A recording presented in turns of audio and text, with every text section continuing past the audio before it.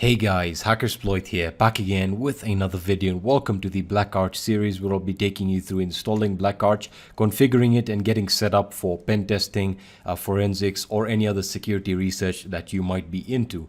Many of you might have realized that I do have a Black Arch video out there, but that was quite a while ago and I really had a bad microphone. So I thought, why not revamp the entire series and sort of bring life to it, because Black Arch is a distro that I haven't covered on this channel, and I really like it. So here it is, and let's get started. So for those of you who are unaware of what Black Arch is and what it's used for, here's a bit of an introduction. You can check out their website at blackarch.org.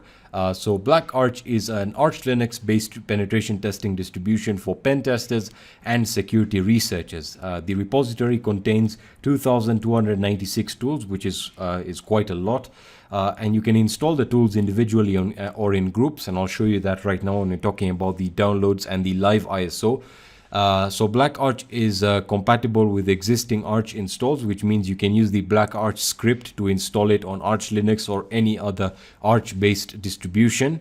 You can also check out the installation instructions within the guide if you are into installing it and reading the instructions. In this video, you can do that as well. And we can go into the downloads page, a very well organized page, a website, I must say. So in terms of the downloads, you have great organization here. You have live ISOs, the OVA images for hypervisors.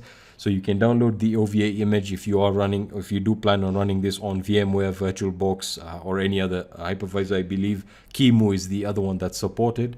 You can also install it on top of Arch Linux, which is done through a script. You can then install it from the ISO, which is what we're doing as well. We also have the ARM versions right over here that allow you to install it on embedded devices and devices like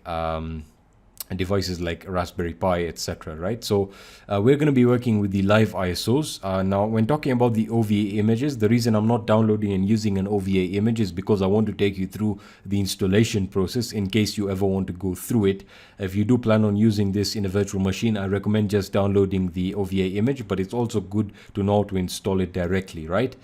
And you have to do it if you are going to be installing this on top of an Arch-based distribution or on Arch Linux itself. So it's about 30 gigabytes. So the total install size is from 30 to about 40 gigabytes. Do take that into consideration when specifying your hard drive or your disk space, rather. So we are going to be working with the live ISO right over here, and this is the complete version. This contains all the packages that we'll be using, so this can be installed offline. However, I do not recommend that. I do recommend that you are connected to the internet. You then have the net install ISO. The net install ISO essentially comes with the base system, and then you can specify what packages you want installed, which is great. So many people like installing Arch Linux primarily using the net install ISO, so setting it up exactly how they want. And that's really the power of Arch for those of you who have installed it and for those of you who use Arch Linux on a daily basis, right? So I've downloaded the live ISO, and that is about 12 gigabytes. So do take that into consideration. So for the purpose of this installation, I'll be doing this on a virtual machine. So I already have the Black Arch VM set up. Let me show you my virtual machine settings. So you can see that I've specified a memory of about 2 gigabytes, which is perfect for me. I'll be setting up swap as well. As for processors, I have 2 processors with 2 cores, giving us 4 cores, which is great. And the network mode I'm in is going to be in bridged because I do want it to connect directly to the physical network and therefore to get an IP assigned so that we can access it even via SSH. That's pretty much all my settings for the VM. Now, in talking about storage, I've specified about 80 gigabytes as I will be also having other files on it, and I'll be installing things like utilities, desktop environments, which will all come in later videos. But make sure to specify disk size or have enough space for you to install other utilities and store various files. I recommend 80 to 100 gigabytes. That's perfectly fine.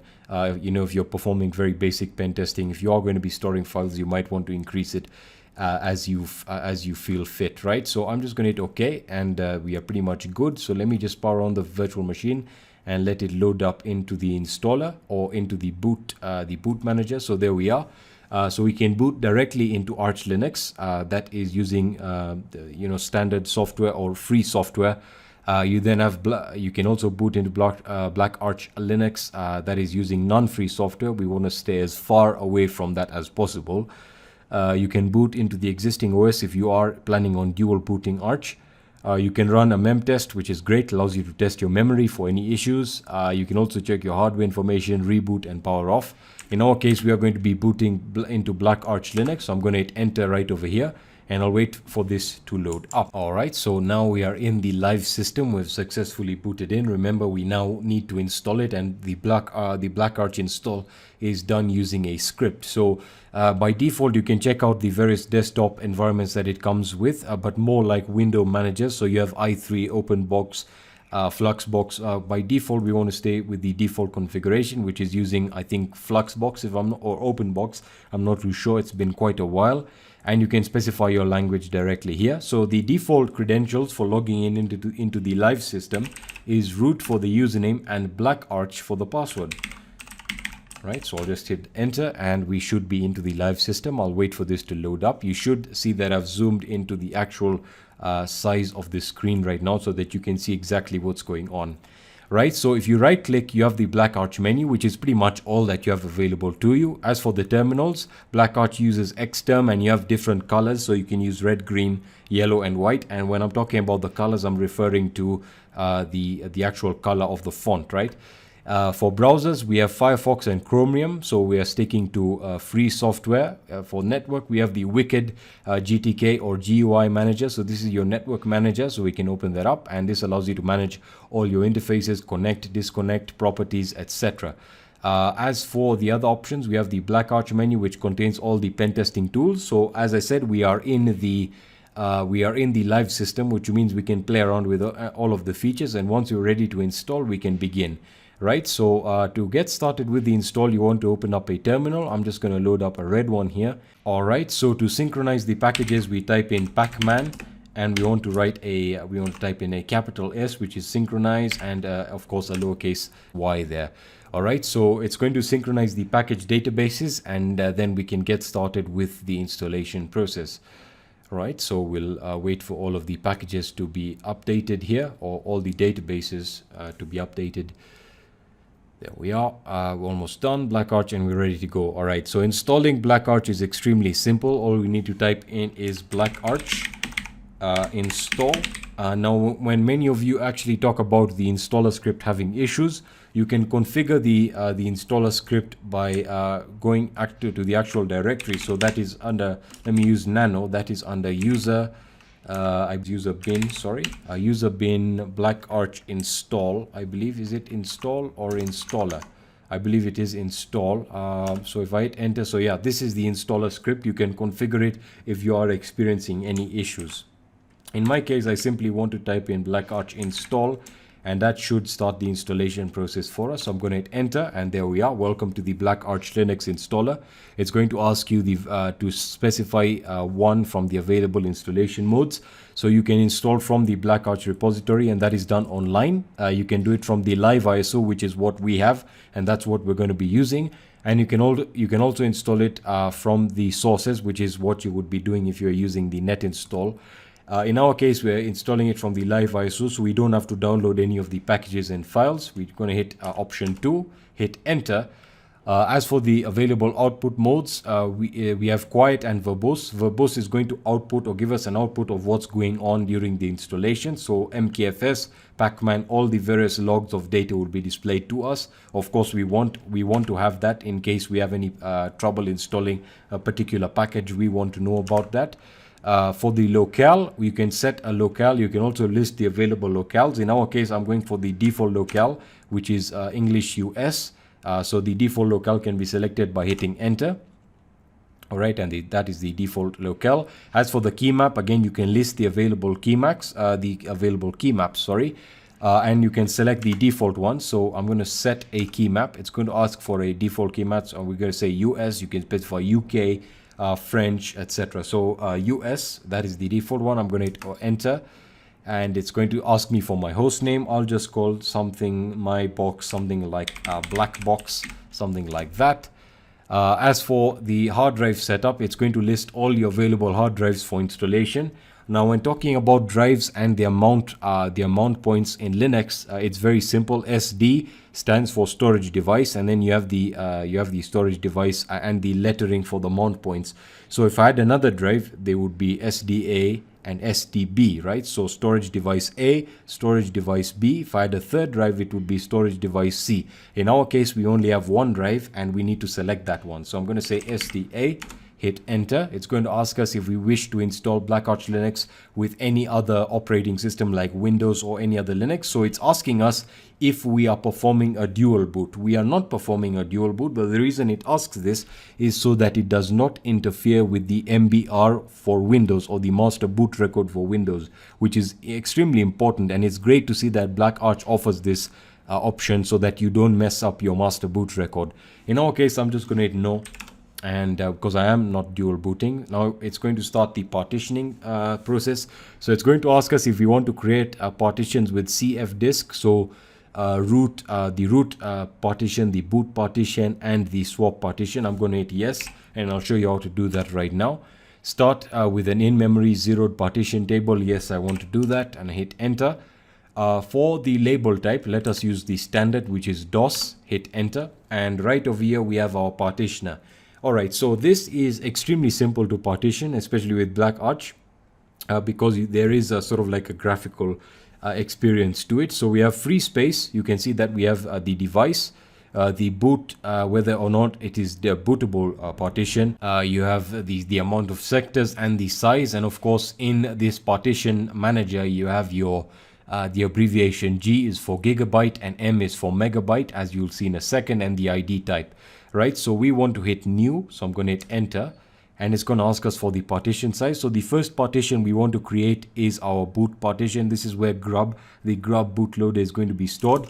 I like giving this about 1 gigabyte or 500 megabytes because that's exclusively going to be used by the grub bootloader. So there we are, we have 500 megabytes, and you can see maybe followed by M for megabytes, G for gigabytes, or T for terabytes, right? So you can also configure sectors if you want. I'm going to specify 500 megabytes, and this is going to be a primary partition. I'm going to hit enter. So the partition type is fine. Linux is fine. That means it's going to use the latest one, which is ext4. That is the latest format.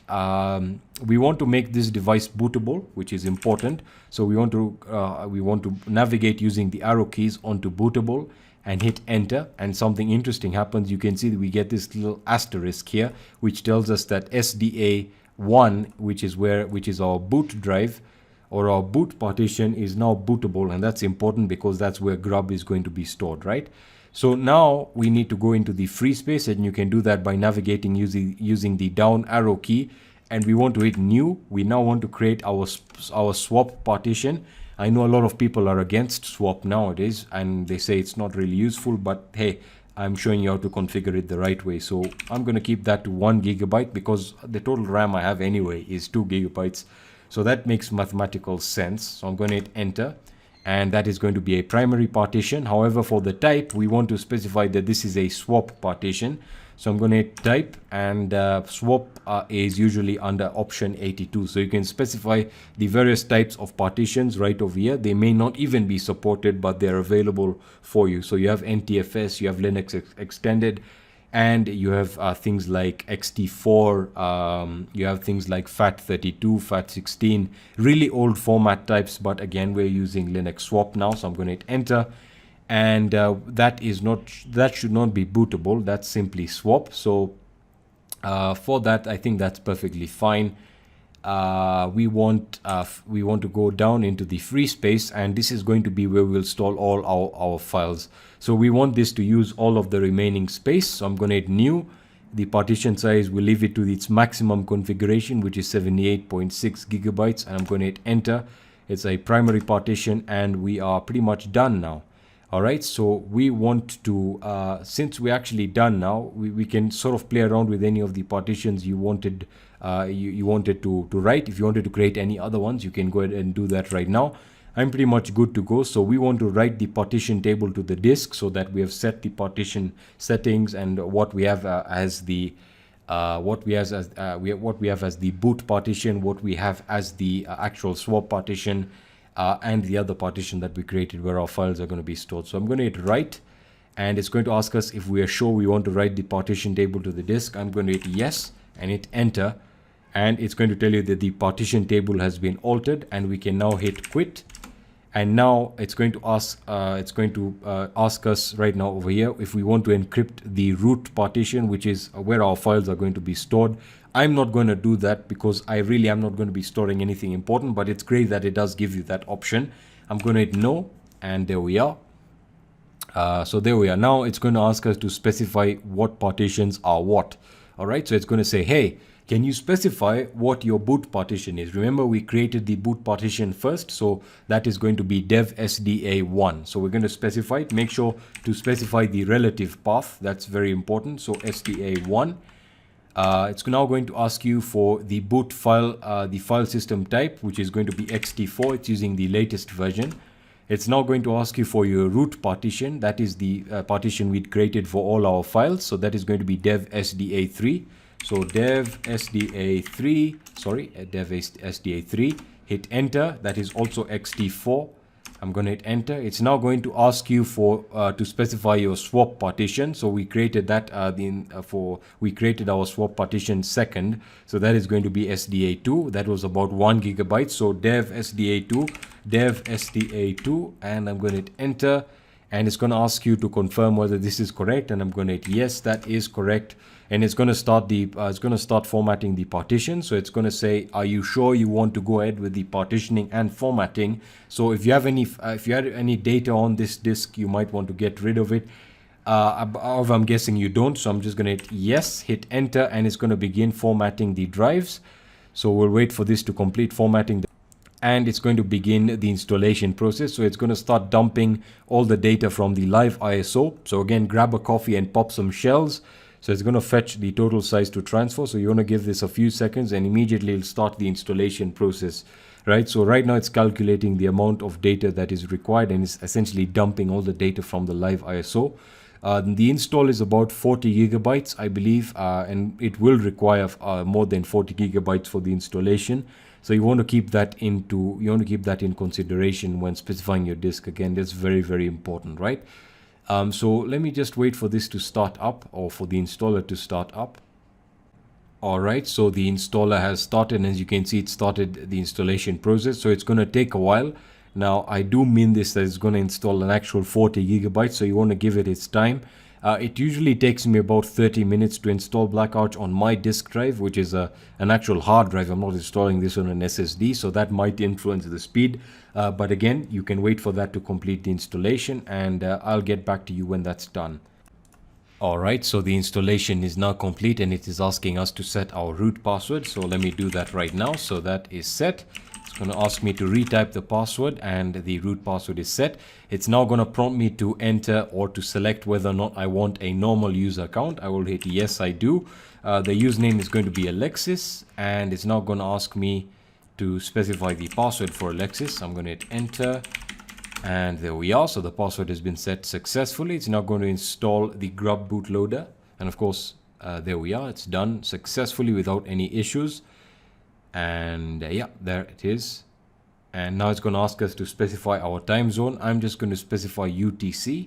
So I'm going to hit yes, like so. And what is your subzone? I'm going to specify, let's see, well, if we could just specify UTC over here. So I'm going to hit enter. It's going to now unmount the file systems. As you can see, it gives you these little funny messages like game over. So now it's syncing the disks. And there we are. The Black Arch Linux installation was successful, and it's going to take us back to our terminal. And in this case, we now want to reboot our system. So I'm going to do that right now. I'm going to wait for it to reboot. Alright, so it is rebooted, and as you can see, we now are in Grub, and we're able to specify Black Arch Linux and the advanced options as well. So I'm going to hit Black Arch Linux right over here, and I'll wait for it to load up into the login screen. Alright, we are now back in the login screen, and everything is similar to when we had loaded it up. We had loaded up the live ISO. So again, we're going to log in with the root user, and remember we had set the password for our root user. at the end of the installation. So I'm going to hit that and we should be in. And of course, you can now check your disks to see how much space was consumed. So I'm going to open up a terminal here, and yet let us use fdisk-l here to list the all the partitions. So you can see we have the boot partition, we have the swap partition, and right over here we have our root partition that contains all our files. So that is pretty much how to install BlackArch Linux, and we have successfully done it. Now in the next video, we'll be taking a look at getting everything essential installed, all the utilities, desktop environments, and configuring it for full use now. Alright, so that's pretty much going to be it for this video. Let me know if you have any questions or suggestions, and I'll be seeing you in the next video. Peace.